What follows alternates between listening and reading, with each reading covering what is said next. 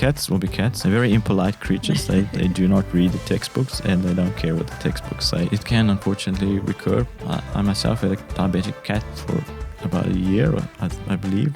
And I thought that she's going to remain diabetic. And then one day she had a hypoglycemic crisis. And basically we then did glucose curves and realized that she's no longer diabetic. And then she was fine for a few years. And then she became diabetic again, and she was diabetic until the end of her life. Welcome back to the Pause and Effect podcast. I'm your host, Dr. Kara, and today I have a returning guest, Dr. Pieter.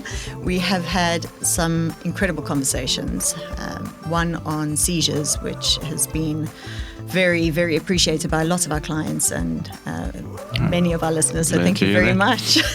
And one on cardiac disease. So if those are your topics of interest, or you have a pet that are suffering from either of those conditions, you can go back and check those out.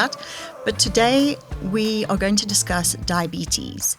And this is a subject which I often come to you for advice on, because it's ever evolving. And there's a lot of, from my perspective, a lot of misunderstanding, because it's quite different to the way it presents in people. And then it's very different in dogs versus cats. So let's start with the opening question, which is, what is diabetes, for those listeners who don't even know what we're talking about? Right, okay. So really today what we're going to talk about is diabetes mellitus, which is sugar diabetes. Okay. And in simple terms, it refers to having too much blood sugar, or the sugar levels in the blood, specifically glucose, being too high. And then that causes a whole range of symptoms. Typical symptoms are going to be excessive thirst, excessive urination, excessively hungry, but losing weight at the same time. Those are the sort of typical classic symptoms of diabetes. But the underlying reason is the sugar is too high. And the sugar is too high generally because there is a lack of the hormone called insulin. And so insulin is the hormone which allows the glucose to enter the cells. And the cells, of course, need the glucose as an energy source. So that's, in short, what diabetes is. So the typical presentation you will see, which obviously varies from, we've been having some great discussion on other conditions where you'll have increased urination and thirst, but often they're off their food. One of the things you're saying is that typically these pets are hungry and they continue to eat. Yes, so that's a typical clue that it may not be one of the many other things that can cause excessive urination and excessive thirst, like kidney disease, for example, is that they tend to have an increased appetite and yet they lose weight. And often the weight is sort of a very slowly progressive deterioration. So you don't always see these present as, weight loss within a very short period of time. Owners are not often aware of that. Is that correct? Yeah, it's certainly different, I guess, in human medicine, I suppose. If you start noticing things, you might pick up there's something wrong much earlier. But often people will not necessarily pick up when the diabetes is starting to happen, and it may be months before they start thinking, hang on, something's not right. So yeah, there often is a bit of a delay there. So what I was hoping is obviously that we can get an idea of the difference between dogs and cats. But firstly, what I want to start with is the typical presentation. So you're saying, you may have a pet that comes in and they're maybe just not well, or they're drinking a bit more, like you say, or eating and losing weight. Or we may have a pet that arrives in a situation where they've crashed. And I know that this is sometimes a consequence of a diabetes going undiagnosed or unnoticed for a period of time, and then they decompensate. Is that tell us what happens when they arrive in a state and what that's caused by? So typically what would have happened in those cases is the diabetes would have been there for some time.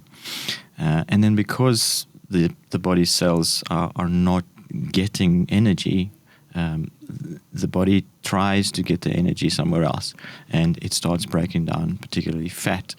And when the fat's broken down, chemicals called ketones are formed, and the ketones are acidic, so they lower the pH of the blood.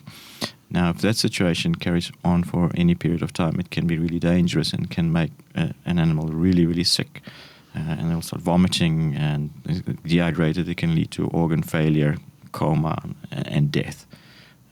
So those guys that come in that state, they're probably already in what we call diabetic ketoacidosis. So that is how serious it can be if it's left untreated. It can result in death, absolutely. Wow.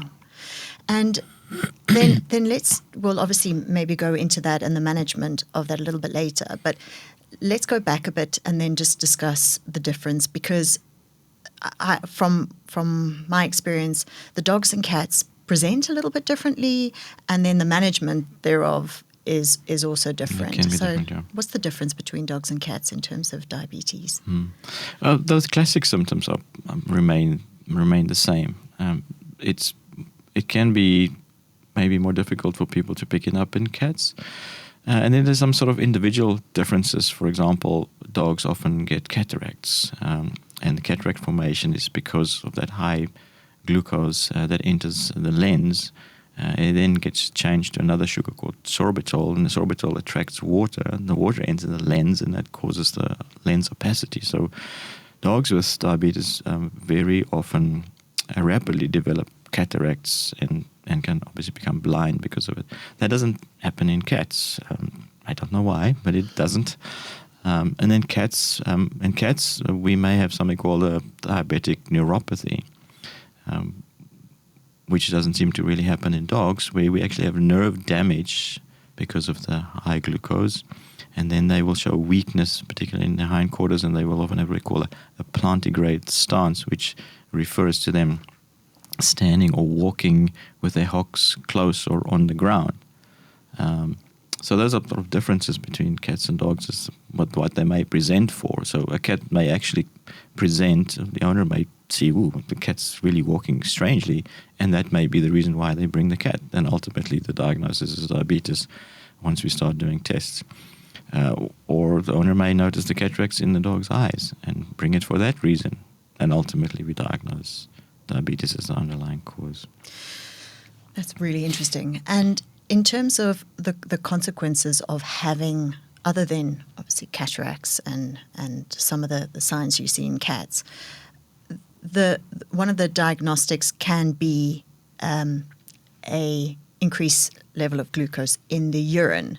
What are some of the consequences of having high glucose? Why is it bad for them? What does it cause systemically, and how can it impact them in terms of other conditions? Yeah, so one of the common things as well, and that's both in dogs and cats, is that the high glucose in the blood and then in the urine. We haven't talked about that, actually. We haven't really talked about why the increased thirst and urination happens. Maybe we'll just quickly go back there and we'll come back to that. But obviously what happens is because of this persistently high blood glucose, the kidneys try to remove it from the blood, and it gets dumped into the urine, and that process requires a lot of water. So the water goes with it, and therefore you've got this increased urination, and as a compensatory mechanism there'll be increased thirst. Now that high glucose in the urine can act like a growth medium for bacteria. So urinary tract infections are very common to find. Okay. And then also you may also get bloodborne infections, and particularly dogs with dental disease and diabetes may get some of the bacteria can seed into the bloodstream, and again the high glucose can act like a growth medium, and you may get things like kidney infections or heart valve infections, and those are much more common in diabetic animals. So you can have them present with just a fever if owners haven't. It's possible that they may be presented for actual infection, and again the underlying cause may be diabetes. Welcome back to Just for Pets. You're with Dr. Kara. Hello, Doctor. It's Chanel the Persian. And, I can't seem to stop retching to get this hairball up. Are you on a special diet? Excuse me? Hairball control food will really help. And maybe some Laxapet. And lucky for you, Just for Pets have a big range. Well, how early can I get some? Order today and we'll deliver pronto. Wow! I feel better already. Justforpets.co.za. Vet approved, pet adored. Get it all to your door. Before we continue, let's address a critical aspect of pet care, gastric health. Introducing UltraPet's special diet Gastric Liquid Care, formulated to aid pets during recovery from gastrointestinal issues. This versatile product boasts a balanced formulation with 31% protein, 9% fat, and 3% fiber, replenishing key nutrients essential for pets recovering from gastric issues. Featuring a delicious chicken flavor, it is highly palatable, encouraging pets to eat during recovery. I've had great success using this both with tube feeding and syringe feeding patients. What sets this liquid care apart is its comprehensive approach to pet health, with added prebiotics for digestive health and omega-3 and 6 for immune support. It is a holistic solution for upset stomachs. UltraPet's Gastric Liquid Care comes in a 750-gram pack, providing an optimal solution for pets in need. Give it a try and witness the difference it makes to your pet's recovery. Your companions will thank you, and you'll appreciate UltraPet's dedication to pet health. Now let's return to our conversation. So, in terms of the urine and having high levels, what is the aim in terms of trying to manage that? Because I know that we'll talk about management strategies, and possibly that is something that I know is ever evolving, and that's often why I come and speak to you, because I know that you're very up to date with the current thinking and thought process. It's not a straightforward thing to manage. How do you get owners to cope with this news? How do you approach these cases when they first present? So I know that this is something a bit like our discussion on seizures and cardiac disease, that this is something you really need to have a collaborative sort of thing with the owners. This is not something that vets can cure. This is ultimately a lifelong condition. Yeah, ongoing treatment, except perhaps in some cats. We can get back to that later. So it is. I find that it's often a surprise to people. I don't know why, but there's certainly a lot of owners who don't seem to consider that pets can get diabetes. So it does often come as a surprise. Oh, I didn't know. Dogs can get diabetes or cats can get diabetes. So that's do they feel responsible? They will sometimes ask, look, is it something that we could have done differently or not? And perhaps, yes. We know that, for example, obesity is a definite predisposing factor. So if you let your cat get fat, maybe there's some fault there. But we're obviously not going to hamper on that. But yes, it then involves quite a lot of discussion, and it involves the owner to be willing to be involved, because it's going to be an ongoing process. There's going to be expense involved, and they will typically have to monitor things at home. They may be required to get a glucometer and do measurements at home, and they will have to very likely inject the insulin twice a day. So it requires a real commitment from the owner. And if you've got a 50-kilogram Rottweiler with diabetes, it can cost significant amount of money to treat that animal as well. So there's that as well. So you say there's no necessary responsibility other than owners trying to provide good nutrition and keep their pets in good, adequate body condition, because obesity is a predisposing thing. Are there any breed selections or any things that people can, before they even go about getting a pet, and they say, I really don't want to, I've had a diabetic animal before and I really don't want to go through this again. Are there any things in terms of breeds they can select that will exclude this condition? Yeah, that's an interesting question. It seems like perhaps certain breeds in certain parts of the world may be more predisposed. Here in South Africa, I'm not aware that any breeds are particularly more prone than other breeds. But interestingly enough, certain breeds are resistant to diabetes. So, for example, boxers are very resistant to developing diabetes. But at the same time, they are prone to getting pancreatic cancers.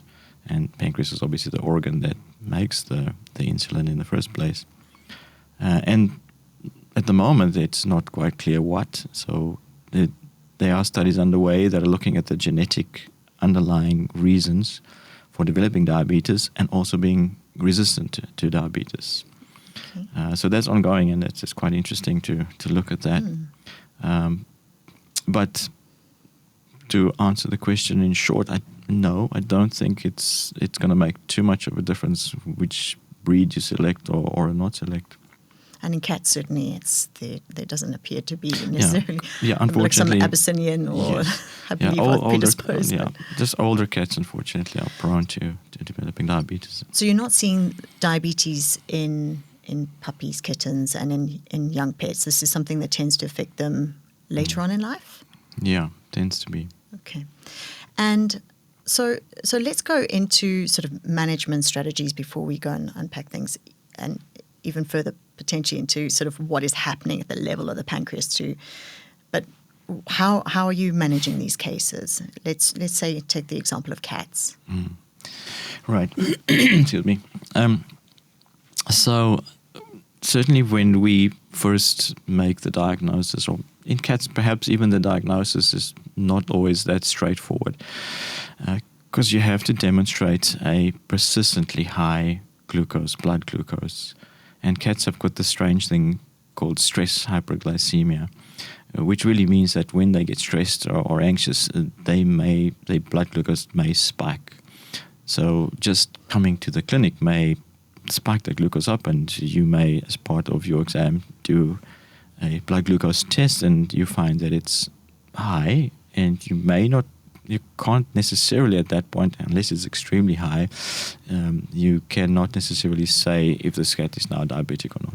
So that's where the first difficulty comes in with cats. So you may need to do repeat checks. You may need to do another test called fructosamine, which can help you to get a sort of average idea of what the glucose has been doing over the past 2 weeks. But once you've made the diagnosis, you have to start treating. So typically for us, we will want to do a few other tests to look at possible other underlying diseases or complications. We mentioned those urinary tract infections. And cats, we would certainly want to look for things like hyperthyroidism, which can also be common in older cats and complicate the issue. Kidney disease, definitely. So we would want to run a proper panel of blood tests to look at the whole picture, not just jump onto the diagnosis of diabetes. And from that point onwards, obviously we would have to start treating and getting things under control, which we're going to do with insulin. Insulin injections. There are, just as a side track quickly, there are new medications that have become available for cats, oral medications, anti-diabetic drugs. I think they only became available in the USA last year, and they're not available here yet, unfortunately. So we're still reliant on insulin injections. We would start that process in the hospital, because what we're going to have to do is start with a sort of average dose of insulin, and then we'll have to, by trial and error, go up or down with the dose based on our readings blood glucose readings that we're getting. And that can take a bit of time, sometimes a few days, sometimes even a few weeks. Not necessarily have to stay in the hospital for all that time, but it can take some time to figure out what the actual dose of insulin has to be, because each patient is going to be different. Once we're happy with that, some animals may require more intensive treatment. Some may be dehydrated and require intravenous fluid and so on. And some may require antibiotics to treat urinary tract infections and so on. So again, the whole picture. So often they're not stable until you've managed all those other... Yeah, it takes some time until we're happy, like we've got a fairly stable situation, and we can then send that patient home. Of course, we will then demonstrate and explain very nicely to owners how to do the insulin injections and what to look out for, and diet and so forth. Okay, so how important is diet? Yeah, very important for these guys. So for dogs, we know that higher fiber diets and low-fat, high-fiber diets, and in cats, lower carbohydrate diets seem to help a lot in regulating the blood glucose level. So we don't get these sudden spikes in glucose. So we just slow down the absorption and spread it out, so to speak. So that really helps a lot. And then we also have to look carefully at when we feed. So typically with the insulin injections, they're going to be twice a day, 12 hours apart. And for dogs, we certainly want to then to feed them 2 meals a day. And we want to feed them and then give them the insulin, feed them and give them the insulin. Cats are a little bit more tricky.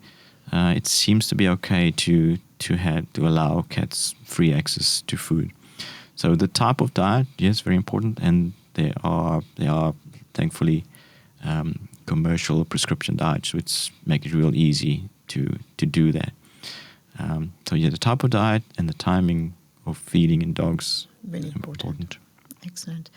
And let's take the advice that you give to owners, because obviously this is not just you go home with a bottle of insulin and it's there are some concerns often of owners self-injecting or the advice on how to store insulin. So take us through the typical advice that you give owners when you're advising them on how, where, and how frequently, timings. So how do you manage that? Because it's quite a time-consuming process to get owners to a point where they're comfortable enough to do this regularly. Yeah, a lot of owners are a little bit apprehensive about starting that, and a lot of people say, "Oh, I don't know if I can inject my dog twice a day. It sounds awful."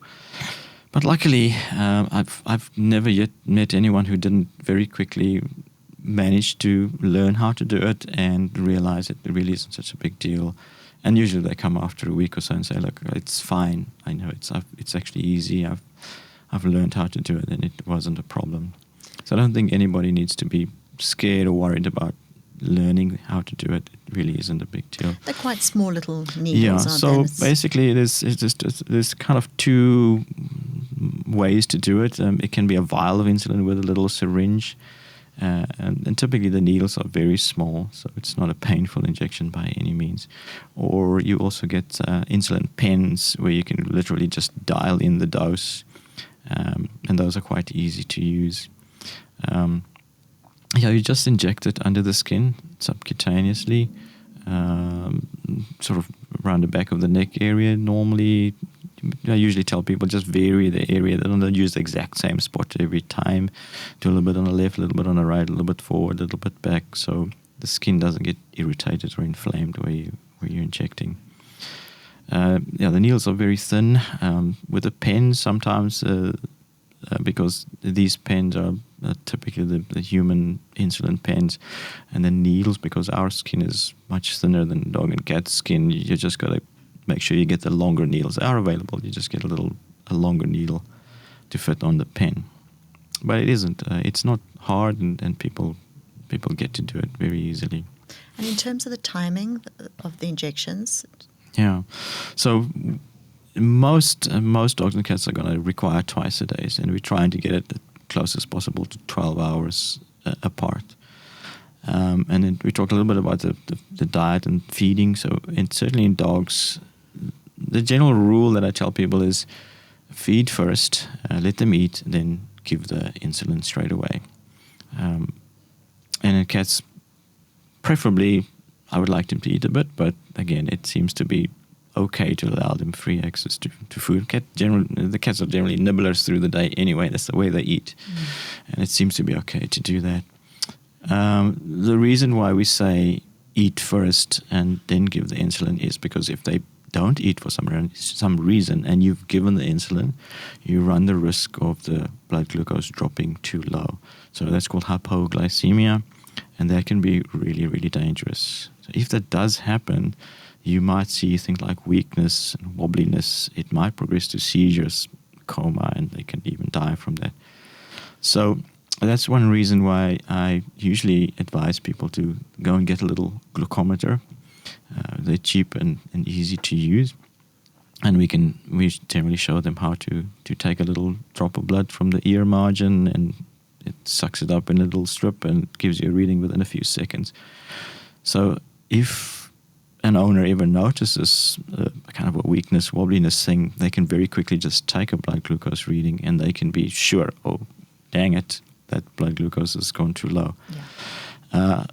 If they don't have the meter and they see something like that, I usually tell them just assume it's gone too low. So and what do they do in those situations? Yeah, at that point you've got to get some food into the dog or cat. And if they don't want to eat, you can do things like syrup, honey, even a sugar solution, anything that you got to get in there to get that blood sugar up, and certainly try and get to your vet as soon as possible, because at the very least that animal will need to have what we call a glucose curve done. Glucose curve, by the way, just refers to doing a regular, say usually around about every 2 hours, do a blood glucose reading over a period of 12 to 24 hours. And then we can literally make a little graph and see what that glucose has been doing over the time period. And it allows us then to try and figure out what's gone wrong, what's happening, do we need to go up or down with that glucose over there with the insulin. Absolutely. So in these sort of situations of a crisis, are we seeing this happen with the wrong dosage of insulin, double dosing of insulin, vomiting, inappetence? Are these all reasons why dogs can... So there's kind of lots of reasons why things may not be going well. Either you're getting episodes of hypoglycemia, or you're just not managing to control this diabetes, and despite you doing giving the insulin injections, your glucose remains high. It can start with the actual insulin itself. It could be that perhaps the insulin has expired, and you've been going through a vial or a pen and you didn't notice it's now expired, or somebody left it out of the fridge because it needs to stay in the fridge. It's been left out of the fridge for a while and it's lost some of its effectivity now. It can also be with the way that you inject. We talk about, we've got very thin, small needles that we use, and of course dogs and cats have got fur, so you might not notice that your injection didn't properly go under the skin. Maybe it just got left in the fur somewhere, and now you think you've given your insulin but you didn't really. Those sort of things happen. And then there may be issues with the animal itself. It may be that there's now is another problem, another disease going on, which is interfering with the insulin and how the insulin works. So it makes them unstable and impacts those levels. Yeah, sort of on a side issue there, the animals that haven't been spayed, diabetic animals that haven't been spayed, it's advisable that they get spayed, because progesterone, the female hormone progesterone, can interfere with the way that insulin works. So once a diabetic patient is stable, if they haven't been spayed, they should always be spayed. Interesting. I remember a case of a lovely elderly lady with her cat, and we just were struggling to get this cat stable. And at one point we said, please, can you come in and we just want to just check your process. And it was at our practice. And we said, please just demonstrate how you do it. And she turned away. And she couldn't look. She couldn't look because she was too frightened, and she was not actually injecting into. So your story of the fact that it ends up in the coat is and we definitely sometimes have to do that. So just come in and let's just go through that again, and let's make sure that we're doing it right. Absolutely, because it can be quite a sort of intimidating thing. But I very much agree with you that it's not necessarily as bad. It's not the same kind of pain that we feel when we're getting injections and it goes into our muscle. It goes under the skin. And dogs have a nice. It really is. It's very minor. Okay, so we can have them arrive at our practice in various states. So either low, a hypoglycemic crisis where they are very weak, and like you say, potentially going into the point of a coma, vomiting, seizure activity, or they can come in a state where they're just really unwell and their blood glucose isn't controlled. When we're trying to initially manage them and we've got them on insulin, what is the aim in terms of the level of insulin? Is it an aim to get it under a certain threshold? How do you judge what a reasonable control of their condition is? Yeah, but number one, the symptoms. If you're not controlling the symptoms, if you're not seeing an improvement those symptoms, all those things we mentioned, the increased urination, thirst, hunger, and all those things, then you already know you're not controlling your diabetes well. Yeah. So that's maybe even more important than your glucose readings. Of course, you have to look at them in combination. Typically, when we look at the glucose readings, we don't necessarily want the glucose to return to a completely normal range. The normal range of glucose in the body, and by the way, the body under normal circumstances is extremely good at controlling the glucose in a very narrow range, no matter what goes on. So now you've lost that control. So because that range is quite narrow, when we treat diabetes, we're generally happy if we can get it, even if the glucose remains a little bit above a normal level. That's what we're gonna aim for.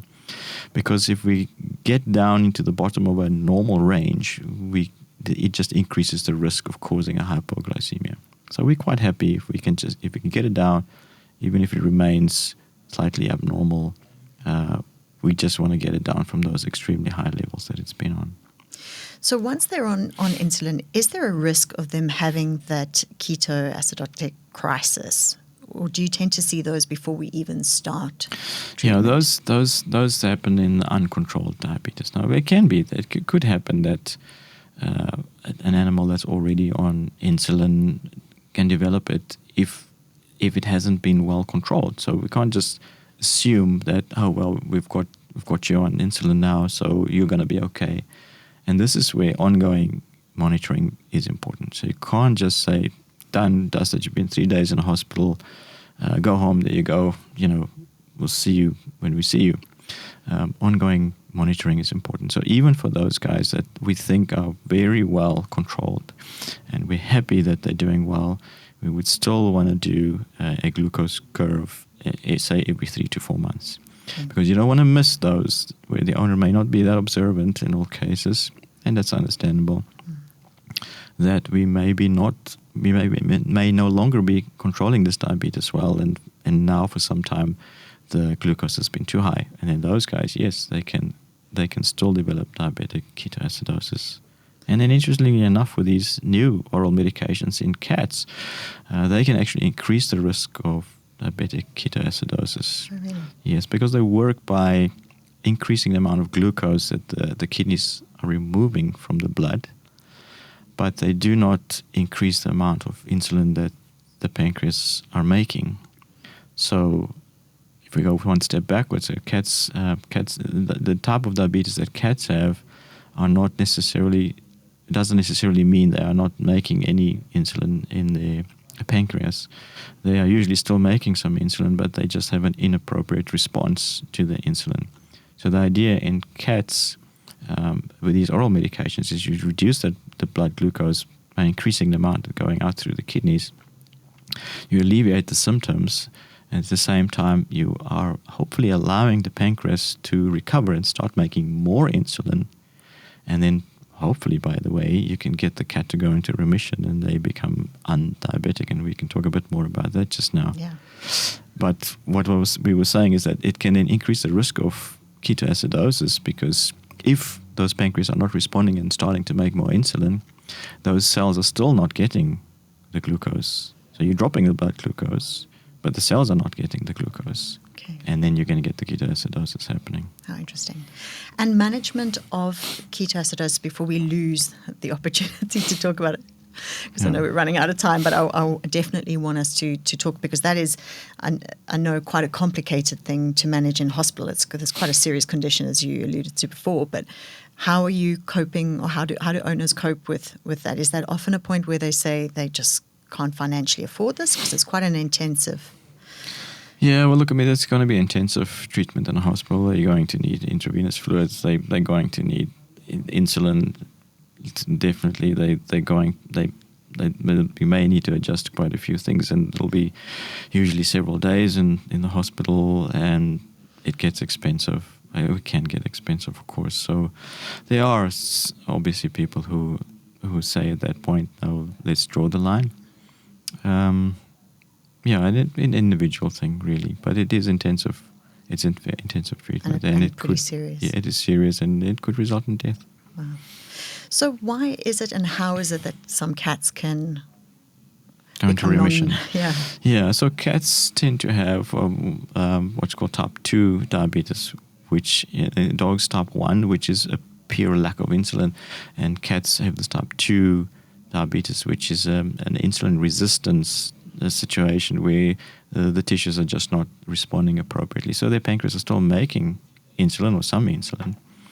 So yes, cats can go into remission if you catch them early and you start treating them early. You got a chance that they can go into remission. So when you start treating them, you're allowing the pancreas to recover, and then hopefully those particular cells, the beta cells in the pancreas, can kick in and start making more insulin. So it can happen, and that's the aim. That is definitely an aim for us as veterinarians to see if we've got a newly diagnosed diabetic cat. Our aim is going to be, let's see, can we get this cat to go into remission? If they haven't gone into remission in the first 6 months or so of treating them, then the chances are they're not going to, and they'll remain diabetic. And the likelihood of recurrence? Yeah, it can. It can unfortunately recur. I myself had a diabetic cat for a long time. She was diabetic a long time ago now. And if I say this wrong, my wife will definitely call me out.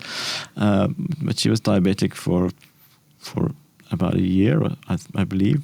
And I thought that she's going to remain diabetic. And then one day she had a hypoglycemic crisis, and basically we then did glucose curves and realized that she's no longer diabetic, and we stopped giving her the insulin.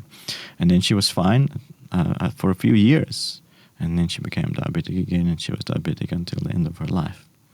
So yeah, cats will be cats, and they're very impolite creatures. They do not read the textbooks, and they don't care what the textbooks say. So they make vets' lives very difficult. And in terms of quality of life and longevity of our diabetic patients or pets, does it decrease lifespan, do you think? If they're well controlled, generally they can live long and relatively normal lives, I can put it that way, yes. It's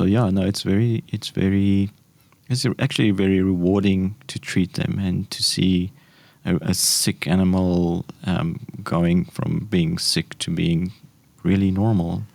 And clients are also usually very positive about the whole process and say, wow, I didn't realize my dog or my cat has been sick for longer than I thought, and I just thought, they're getting old and that's why they've been losing weight, that sort of thing. And it's really rewarding to see the difference. And then they come a few months later and wow, they've gained all that weight back and the coat looks great. And it's a very rewarding thing to treat. And you spoke about the new developments in terms of the drugs that are going to be hopefully available to us at some point in the next few years. I hope so. Are there any other advancements that are making management of diabetes a little bit easier for either vets or owners? Yeah, on the monitoring side, you get you now get these continuous monitoring devices, which is a little device that you just attach to the dog or cat. It's got a tiny little needle, and it continuously can read the blood glucose, and it can link to your phone. You'll have a little app on your phone, so those can be extremely useful. I guess their only drawback, to my mind, is the cost involved, and cats probably will not tolerate to wear them for that long. They could last for up to like 2 weeks, but cats probably will want to take them off themselves. But they can be really good. I suppose the benefit of those, the benefit of those possibly is also the fact that they're not hospitalized, and that you're getting a reading that maybe is not sort of stress-induced, particularly with our cats. Yeah, and you in other words, you can do it remotely. So the vet can be at the clinic, and the cat or dog can be at home, and yet you have access to what's happening with his blood glucose, as you say, without having the stress involved of coming to the vet and perhaps interfering with those levels. Very interesting. And in terms of the advice for people who have obviously just discover that their pets are diabetic? Any sort of take-home message of encouragement? Yeah, as I said, a lot of clients are quite apprehensive initially when they get the news, and it's like, well, what does this mean? How on earth are we going to treat it? Can we treat it, and what is the prognosis? But generally, it's a good conversation to have. It's just to really sit to just give them the confidence that it is a manageable disease, and it can be done. And although they would have to be involved in the process, it's not a hard thing to do. It can be done, and they can do it. I usually just encourage them. It's like, don't worry about it. I know it sounds like you're going to have to do all these things, but actually can increase the bond. You can do it, yes. And I very definitely find that for a lot of owners, it increases the bond, definitely. No, thank you. Thank you very much for your time and explaining it so clearly. You're welcome. I think it's hopefully giving our listeners some hope if they're facing that situation, and that it's a manageable condition, and both dogs and cats. And hopefully any diabetic cats are ones that we can assist to get them into remission, and obviously the dogs, to try and extend their lives and enjoy their lives as long as we have them.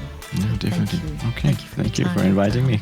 Okay. Thank you so much for tuning into today's episode on the Pause and Effect podcast. If you found the discussion helpful, please like, share, and follow our podcast. Don't forget to leave us a comment or review. We love hearing from our listeners. Remember, you can listen to us on your preferred podcast platform. We have an exciting announcement to make. We are looking for guest speakers who are passionate about the pet industry and sponsors to support future episodes. Are you an expert in pet training, nutrition, or behavior? Maybe you're a veterinarian with insights to share, a pet store owner with unique experiences, or a pet product inventor. We want to hear from you. The Pause and Effect podcast is a platform for industry professionals like you to showcase your knowledge, experiences, and stories. As a guest speaker on our podcast, you'll have the opportunity to share valuable information, engage with our audience, and have your voice heard in the pet community.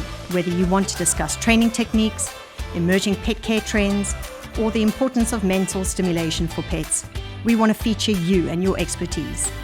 So, if you're passionate about pets and have something to say, we invite you to join us on an upcoming episode of the Pause and Effect podcast. But wait, that's not all. The Pause and Effect podcast is also seeking sponsors to support our mission of educating and entertaining pet lovers worldwide. By becoming a sponsor, you'll gain exposure to our engaged audience and have your brand associated with the love and care that we have for our four-legged friends. If you own a pet-related business, offer pet products or services, or simply want to align your brand with our pet-loving community, we'd love to partner with you. As a sponsor, your brand will be featured prominently in our episodes and our social media channels. It is a great opportunity to showcase your offerings to a dedicated audience of pet enthusiasts. So whether you're an expert in the pet industry looking to share your knowledge, or a business seeking to reach a pet-loving audience, we want to hear from you. To apply as a guest or to inquire about becoming a sponsor of the Pause and Effect podcast, please contact me at drkara@pauseandeffect.co.za. Get in touch and let's discuss the various opportunities. Thank you for joining us today. We can't wait to welcome our future guest speakers and sponsors to the Pause and Effect podcast. Remember, every episode is an opportunity to celebrate our four-legged friends.